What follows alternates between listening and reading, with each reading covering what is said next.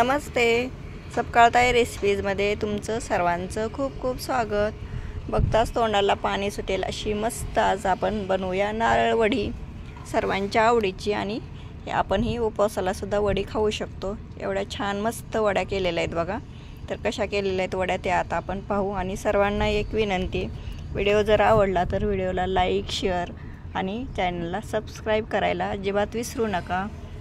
तर 2 नारळ मी घेतलेले आहेत बघा, इथं फोडून स्वच्छ धुवून घेतले. तर आणि पाठीमागचा भाग जो काळा आहे तो पण काढून घेतलेला आहे, म्हणजे आपल्या वड्या पांढऱ्या शुभ्र होतात. आणि पातळ काप करून घ्यायचे. तर ह्याचे पातळ काप केल्यामुळं पटकन लगेच बारीक होतो नारळ. आणि मिक्सरला असा बारीक फिरवून घ्यायचा आहे. अद्रकची जर तुमच्याकडे जर किसणी असेल त्याने किसून बारीक घेतला तरी चालेल, पण जास्त वेळ लागतो.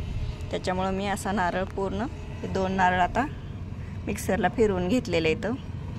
जास्त वेळ न घालवता आता आपण लगेच वडी करायला घेऊ. गॅसवर कढई ठेवलेली, कढईमध्ये 2 चमचे साजूक तूप घालायचं. आणि छान आता आपण नारळ फिरवून घेतलेला आहे मिक्सरला, ह्याच्यामध्ये मस्त तुपामध्ये गावरान तूप वापरलेलं आहे मी, ह्याच्यामध्ये परतून घेऊ. छान 5 मिनटं छान नारळ परतून घ्यायचा आहे, म्हणजे एकदम छान टेस्ट लागते तुपात परतल्यामुळं. 5 मिनटं छान थोडासा कोरडा पडल्यानंतरच आपण ह्याच्यामध्ये साखर घालणार आहोत. 5 मिनटं परतून घ्यायचं आहे. या पद्धतीने तुम्ही ही वडी एकदा करून बघा. टेस्ट तर एवढी भारी लागते ना, तुम्ही करून खाल्ल्याशिवाय तुम्हाला समजणार नाही.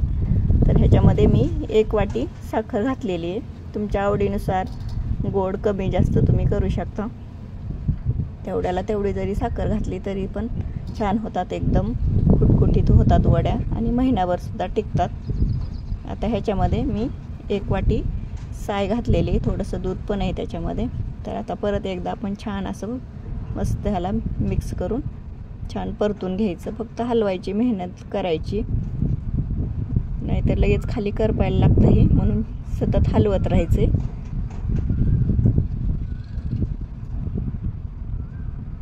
वीस ते 25 मिनटं लागले ह्याला एकूण.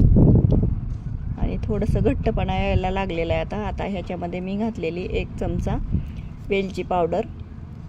आणि तोपर्यंत आपण इकडे एका ताटाला तूप लावून घ्यायचं. आणि त्याच्यामध्ये तुम्हाला जे ड्रायफ्रूट्स आवडतात ते असे किसून खाली टाकले तरी चालतात. तर छान मस्त गोळी झाली आहे बघा. तर थोडंसं कोरडं पण पडलेलं आहे. आता हे आपण ताटात ओतून घेणार आहोत. 20 ते 25 मिनटं मी शिजवून घेतलेले छान परतून तुपामध्ये.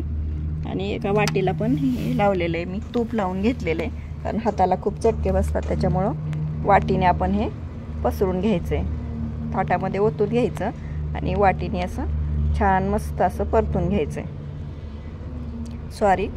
पसरून घ्यायचं आहे. खूप गरम आहे हे. तर आता हे असं छान पसरून ह्याच्यावरून आणखी तुम्हाला आवडत असतील तर काजू, बदाम किंवा पिस्तावरून असे किसणीने किसून टाकायचं वरून. आणि 10 ते 15 मिनटं वडी आता सेट करायला ठेवून द्यायची. 10 ते 15 मिनटानंतर थोडंसं कोमट आहे तोपर्यंत, जास्त पण थंड नाही होऊ द्यायचं. अशा वड्या लगेच कापून घ्यायच्या. तर एकदम जर जास्त थंड झालं तर वड्या कापता येणार नाहीत. हे अशा उलटण्याने हे वड्या अशा चिरा पाडून घ्यायच्या. तर नक्की वडी या पद्धतीने करून बघा. व्हिडिओ आवडला तर नक्की चॅनलला सबस्क्राईब करायला अजिबात विसरू नका. आणि दुधाची साय घातल्यामुळं वडीला एकदम छानच टेस्ट आलेली. तर तुम्ही ही वडी नक्की करून बघा, कारण हे उपवासाला सुद्धा ही वडी आपण खाऊ शकतो. ह्याच्यामध्ये दूध पावडर वगैरे दुसरं काहीही घातलेलं नाही. तर या पद्धतीनं तुम्ही वडी करून बघा.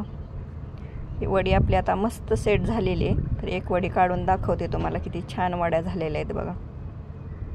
एकदम छान मस्त आणि टेस्ट तर खूपच छान झालेली.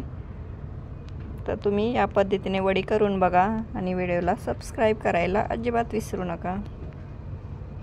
आता एक एक करून आपण ह्या वड्या सगळ्या काढून घेऊ. बघा, दुसरी सुद्धा वडी मी काढून दाखवली आहे तुम्हाला, किती छान झालेलं आहे. तर हे पहा, एवढ्या वड्या झालेल्या आहेत 2 नारळामध्ये.